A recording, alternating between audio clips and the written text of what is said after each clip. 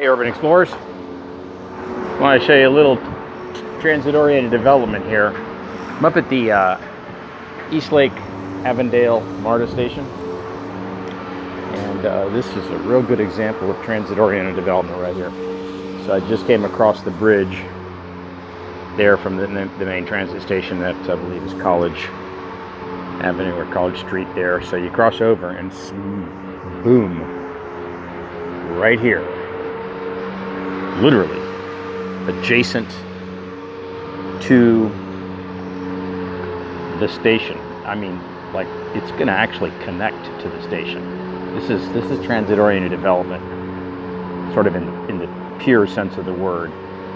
I think that's probably the parking deck right there, but they're going to be building multifamily, probably retail below. These guys are floating some concrete down here. But you can kind of get a sense of what's happening around here. Okay, so those of you that have been on our tours, you know the transit-oriented development, it's really a lot of things, but in the pure sense of the word in Atlanta, it's about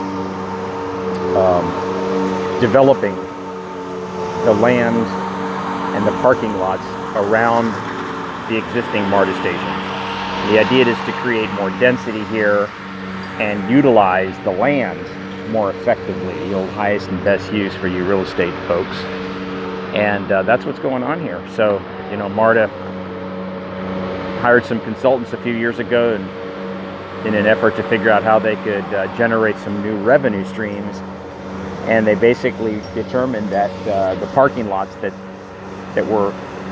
exist around the MARTA stations were prime, very valuable assets that they call underperforming asphalt. So what they're doing now is they're looking for developers that are willing to partner or lease the land around these MARTA stations to develop new facilities like this.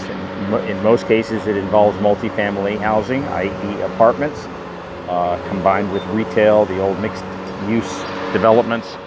And it does a lot of things. It generates economic development in the form of jobs, in the form of new residents living near that, and it literally serves as a catalyst for everything around the MARTA station. So the MARTA stations themselves become development nodes.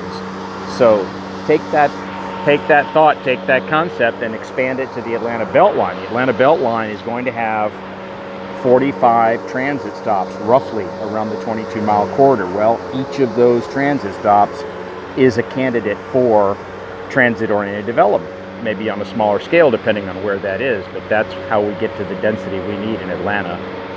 And also, it also provides more housing. As you know, there's a housing shortage in Atlanta, so it creates more supply of housing. Just positive on a lot of levels. If you're going to have transit, you have to have density near the transit or on the transit in order to support the transit.